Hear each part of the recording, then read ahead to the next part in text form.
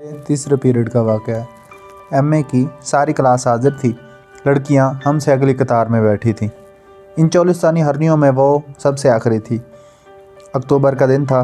जिस तरह भट्टी से निकलकर मकई के दाने सफ़ेद फूले हुए बड़े बड़े और ठंडे नज़र आते हैं, ऐसे ही अक्टूबर का यह दिन था, बड़ा फूला हुआ और सफ़ेद। इससे पहले के तमाम दिन भट्टी के दीदा गर्म थे, लेकिन यह दिन सफ़ेद सफ़ेद धूप में कुछ फूला फूला बड़ा बड़ा नज़र आ रहा था। कुछ दिनों में यह सलाहियत होती है कि वो घड़ियों के ताबे नहीं रहते, अपनी गुंजाइश और समाई के मुताबिक गुजरते हैं। प्रोफेसर सोहेल ने नई कार जैसी इस लड़की की तरफ नज़रें उठाकर सवाल किया, अपना तारुफ़ कराइए। दाखिले के दिन से लेकर अब तक हम इसके नाम के मुताल्लिक़ कई कैफ़े लगा चुके थे। चोलिस्तानी हरनी उठी। इसने कुर्सी पर ऐसे बाजू रखा जैसे मोटरसाइकिल के सहारे खड़ी हो। सर, मेरा नाम सैमी शाह है। मैंने किनियड कॉलेज से बीए किया है और मेरे सब्जेक्ट साइकोलॉजी और हिस्ट्री थे। पहली मरतबा तमाम तलबा अपने आप को बाकी क्लास से बाज़ाब्ता तौर पर मुतारिफ़ करा रहे थे। इससे पहले फ़रज़ाना, अंजीला, तैयबा और कौसर तारफ़ कर चुकी थी, लेकिन ये तमाम लड़कियां चेहरे मोहरे और लिबास से ऐसी लगती थी जिन्होंने अखबारी कागज़ों पर छपे नोट्स रट रट कर बीए किया हो। कौसर के अलावा इन लड़कियों की जनरल नॉलेज और इल्मी इस्तेदाद की कोर्स की किताबों तक महदूद थी।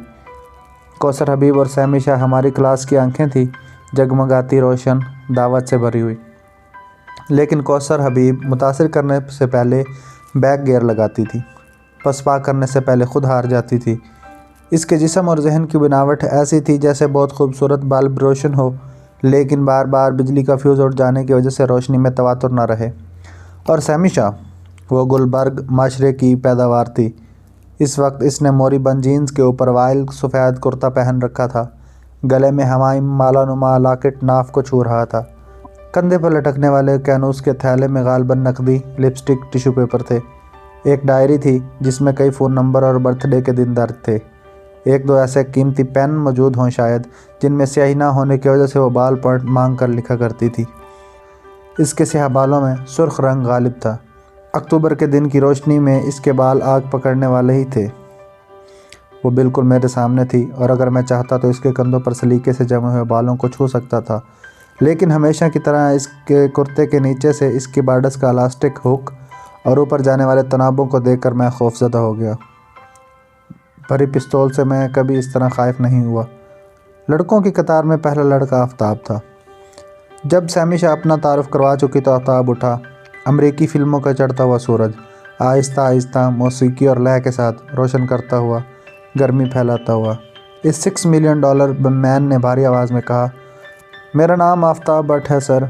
मैं इस कॉलेज का ही ओल्ड स्टूडेंट हूँ। आप मुझे खूब जानते हैं सर। प्रोफेसर सोहेल ने अपनी आंखों से चश्मा उतार कर कहा, लेकिन तुम्हारे हम जमात शायद तुम्हें नहीं जानते। आफ्ताब ने पहले लड़कियों की कतार पर किरणें डाली, फिर डिस्क फेंकने वालों की तरह थोड़ा पाँव घुमा और लड़कों को मुखातिब करके बोला, पिछले साल मैं यूनियन का सदर भी था। बीए में मेरे सब्जेक्ट साइकोलॉजी और सोशियोलॉजी थे। मैं अगर ख़ुद पसंदी और फिल्मों का शौकीन ना होता तो शायद बीए में टॉप करता, लेकिन मुझे फ़र्स्ट आने का कुछ ऐसा अफसोस भी नहीं हुआ, क्योंकि जो लड़की पंजाब में फ़र्स्ट आई है वो मुझसे ही नोट्स लेकर पढ़ती है। वैसे मेरी रेपुटेशन वालिदैन के खौफ से और अल्लाह के फजल से काफ़ी अच्छी है। सारी क्लास हंस दी। लड़कों में से किसी दिल जले ने नारा लगाया, मियाँ मिट्ठू, मियाँ मिट्ठू। तारुफ जारी रहा। 5 लड़कियों और 15 लड़कों के बाद फ़िज़ा हालात ज़िंदगी और नामों से बोझल हो चुकी थी।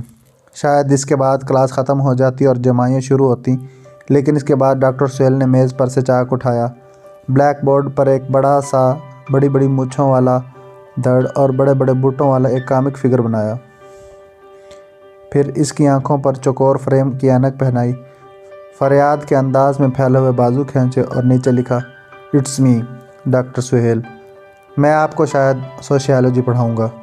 ब्लैक बोर्ड पर तस्वीर बनाने वाला प्रोफेसर हमसे वो मुश्किल 5-6 साल बड़ा होगा, लेकिन कहीं इसके पास एक ऐसा हंटर मौजूद था जो शेरों को सुधारने वाला इस्तेमाल करते हैं।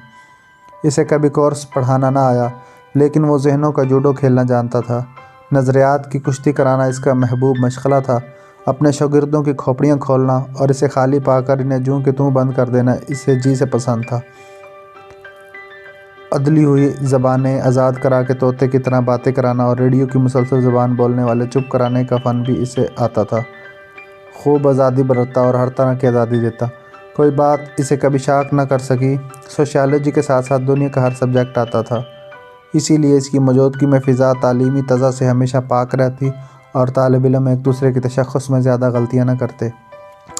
प्रोफेसर सुहेल ने अपनी गद्दी पर दायां हाथ रखा और मेज़ पर ज़रा सा चौंतरा जमा कर बोला, मैं उम्र और तजर्बे में आप लोगों से बहुत बड़ा नहीं हूँ, लेकिन चूँकि मेरी शादी नहीं हुई इसलिए प्यार करने के लिए सिर्फ़ किताबें मिली हैं।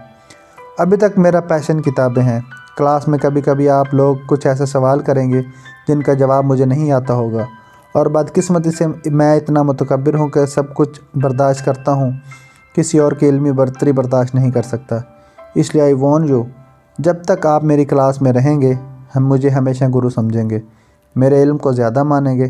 कभी कभी ये बिल्कुल शैलो होगा, आप ख़ुद बात को तह तक बेहतर समझते होंगे, लेकिन मुझे इस बात का एहसास दिलाकर आपको नुकसान होगा। मेरी छाती छोटी हो जाएगी। कौन कौन चाहता है कि मैं एहसास कमतरी में मुब्तला हो जाऊं? हाथ उठाइए। सिवाय आफ्ताब के किसी ने हाथ न उठाया। भला क्यों मिस्टर आफ्ताब, आप क्यों चाहते हैं कि मैं एहसास कमतरी में मुब्तला हो जाऊं? सर, इसलिए कि आप पहले से ही एहसास कमतरी में मुब्तला हैं। हमारे सिर्फ चाहने से क्या होता है? कहकों में सबसे ऊंचा कहका प्रोफेसर सुहेल का था। अब कमरे में तसलीस बन गई। लड़कियों की कतार में सबसे आखिरी सैमी शाह और लड़कों के कतार में सबसे सिरे पर आफ्ताब भट्ट थे, और इन दोनों के नुक्ता इत्तिसाल पर प्रोफेसर सुहेल। गुफ्तगू इन तीनों के दरमियान जानदार सर्किट की तरह चलने लगी। हंसी ख़त्म होने पर प्रोफेसर सुहेल फिर गोया हुआ, मेरे पास फ़िलहाल मोटरसाइकिल है, किसी लड़के को कोई ज़रूरी काम हो तो मुझसे चाबी मांग सकता है, लेकिन जो वादे के मुताबिक मोटरसाइकिल वापस नहीं करेगा वो दोबारा अपने इस हक़ को इस्तेमाल नहीं कर सकता। अगर कोई लड़की बस स्टॉप पर खड़ी हो और मुझे हाथ दे, मैं इसे लिफ्ट दूंगा, लेकिन अगर वो मुझे मोटरसाइकिल मोड़ने को कहेगी तो मैं इसे उतार दूंगा। अब आप सब मुझे बता सकते हैं कि आपके पास क्या ऐसी चीज़ है जो आप क्लास के लिए वक्फ कर सकते हैं? पेन, एक तरफ से आवाज़ आई। साइकिल, कभी कभी टिश्यू पेपर, हमेशा नोट्स, इम्तिहान के बाद लिपस्टिक, सैमी शाह बोली। फ्लाइंग किस, आफ्ताब ने जवाब दिया। Good, very good. मुझे पता चला कि हमारी क्लास सोशियोलॉजी का जनरल नॉलेज काफ़ी अप है। हम इस अतमाद के साथ आसानी से आगे चल सकते हैं। बाय द वे, क्या आप लोग समझते हैं फ़र्द और माशरे का आपस में क्या रिश्ता है? फ़र्द की आवाज़ बड़ी ज़रूरी है, लेकिन क्या कभी यह मुमकिन होगा कि माशरा भी अपनी तमाम जिम्मेदारियों से आज़ाद हो जाए और फिर भी कायम रहे? अब प्रोफेसर की शक्ल बूढ़ी हो गई, अपने मोटरसाइकिल जितनी पुरानी। हमें मालूम भी न हो सका कि लेक्चर शुरू हो गया है। प्रोफेसर सुहेल बड़ी चाबकदस्ती से फ़र्द और माशरे के बाहमी रब्त को ज़ेर बहस ला रहा था, लेकिन कुछ ऐसे बारी बारी गेंद हम सब के कोर्ट में पहुंचता कि हम अपनी पूरी जहनी कुव्वत के साथ इसे प्रोफेसर के कोर्ट में लौटा देते। देखते देखते चेहरे तमतमाने लगे, आवाज़ें तीखी हो गईं, हाथ हवा में चलने लगे। लड़कियां जो नमाजी नीयत करके बैठी हुई थीं सुए के साथ बर्फ़ तोड़ती नज़र आने लगीं। बात फ़र्द और माशरे से होकर अब दूर जा निकली थी, और हम Sweden, Thailand, Asia, Mexico, Uganda के मुख्तलिफ माशरों का नकाबल करते करते कभी फ़र्द की महरूमी के मुतल्लिक सोच रहे थे और कभी माशरे की बेचारगी पर अफसोस कर रहे थे। फिर सैमी शाह उठी और बोली, सर, आपका क्या ख्याल है कि अगर माशरा आइडियल हो तो क्या कोई फ़र्द कभी ख़ुदकशी कर सकता है? प्रोफेसर ने अपने छत्ते कैसे सर में उंगलियां डुबोईं, फिर सवाल को लड़कों की कतार में फेंक दिया। लड़कों की कतार से जब कोई खातिर खा जवाब न मिला तो प्रोफेसर ने कहा, दरअसल ख़ुदकशी एक सिम्टम है। किसी माशरे के अंदर अगर कोई बैरोमीटर फ़िट किया जाए तो ख़ुदकशी इसका आखिरी दर्जा हरारत होगा। अफसोस मिस शाह, अभी कोई आदशी सोसाइटी नहीं बनी, इसलिए हम तजर्बा नहीं कर सकते, लेकिन ख्याल किया जाता है कि सोसाइटी का प्रेशर पागलपन को जन्म देता है और पागलपन ख़ुदकशी का बायस बनती है। इसके बाद वो डर ख़ाइम के हवाले से देर तक बात करता रहा। हम सब ऐसी उम्र में थे जब ख़ुदकशी से एक रूहानी और रूमानी वाबस्तगी पैदा हो जाती है। ऐसी वजूहात का जायज़ा लिया गया जिसकी वजह से फ़र्द ख़ुदकशी पर माइल होता है। इक़्तिसादी, माशरती, शख्सी, ज़ाती वजूहात बिलाखिर ख़ुदकशी से खिसक कर दागी अमराज और पागलपन की तरफ मुड़ गई, क्योंकि ख़ुदकशी नतीजा थी, वजह नहीं थी। असल वजह वो दीवानापन था जिस इक़दामात उठाने पर मजबूर होता है। इंजीला शुरू से आखिर तक खामोश बैठी रही। प्रोफेसर सुहेल के साथ साथ फ़रज़ाना, तैयबा और कौसर भी बहुत गर्मजोशी से बहस में हिस्सा ले रही थीं, लेकिन यहाँ पर इनकी बोलती बंद हो गई। प्रोफेसर सुहेल बोला, आप लोगों ने फ़र्द और माशरे की कशमकश को बहुत खूबी से समझा और बहुत से सही नतीजे अख़ज़ किए। मिस फरजाना ठीक कहती हैं कि जब माशरे का फंदा जब फ़र्द की गर्दन पर बहुत तंग होने लगता है तो कभी कभी फ़र्द मौत से पहले ख़ुद अपने फ़ैसले से मरना पड़ता है। कौसर ने ख़ुदकशी की अनगिनत वजूहात को ऐसे बयान किया, इनमें से एक नई दरियाफ़्त की सी ताज़गी पैदा हो गई। पागलपन की असली वजह क्या है? याद रखिए, पागलपन जिस कदर शशदर कर देने वाली हालत है, इसी तरह पागलपन पैदा करने की वजह भी हैरान कुन होनी चाहिए। अब हमारे लड़कों की टीम इस बहस में लंगोटे कसकर दाखिल हुई। पागलपन की दो वजूहात हो सकती हैं। एक तो फंक्शनल वजह हो सकती है सर कि बच्चा पैदाइशी तौर पर नामुकम्मल हो, और दूसरी वजह नफ्सियाती हो सकती है। और गहरा दीजिए, इन वजूहात के अलावा शायद और कोई भी वजह हो। अब तक आफताब ने मुंह से एक लफ्ज़ भी ना निकाला था। ये कश्मीरी बच्चा सफ़ेद रंग की पैकिंग में बर्थडे गिफ्ट की तरह सजा सजाया पड़ा था। आफताब की यह आदत बाद में हमें पता चली कि जहाँ मुस्कुराहट से काम चल जाता वहाँ एक लफ्ज़ ज़ाया न करता, जहाँ लफ्ज़ से इंदिया पूरा हो जाता वहाँ जुमले को इस्तेमाल न करता, जहाँ मुख्तसर बात काफ़ी होती वहाँ लंबी लंबी बहस में न पड़ता। अमूमन पॉइंट्स में ही बात करने का आदी था। उंगलियों पर गिनता जाता, 1, नंबर 2, नंबर 3, और ज़्यादा वक्त इसे नंबर 3 से आगे बढ़ने की ज़रूरत न होती। एमई की क्लास में आफ्ताब की सबसे लंबी गुफ्तगू थी। आफ्ताब उठा, इसने अपने दोनों बाजू स्लेब की तरह उठाए। आधी आस्तीन वाली कमीज़ में इसके दोनों बाजू सुनहरी घास से हटे हुए नज़र आ रहे थे। खिड़की से आने वाली रोशनी इसकी ब्राउन आंखों में चमकते शहद जैसी रोशनी पैदा कर रही थी, और इस वक्त वो ओलंपिक खेलों में आग मशल उठाने वाले खिलाड़ी की तरह खूबसूरत, कंवारा, मुक़द्दस नज़र आ रहा था। शायद इसी लम्हे सैमी ने इसकी तरफ देखने की गलती की और दीवानी हो गई। पागलपन हमेशा नाआसुदा आरज़ुओं से पैदा होता है सर, और नाआसुदा आरज़ुएँ इन टैबूज़ से जन्म लेती हैं जो हर कल्चर में मौजूद रहती हैं। जिस कल्चर में मामूज़ात बहन से शादी नहीं हो सकती, वहाँ मामूज़ात बहन के इश्क़ हासिल से दीवानगी पैदा हो सकती है। फ्राइड से मुस्तार लेने का शुक्रिया, सैमी ने कैंची जैसी तीखी अंग्रेज़ी में कहा। मोहतरमा, पागलपन की ये वजह मैंने रिप्रेशन से नहीं ली। मैं जिस पागलपन का जिक्र कर रहा हूँ अमीर तक अमीर का पागलपन है, फरहाद का पागलपन है।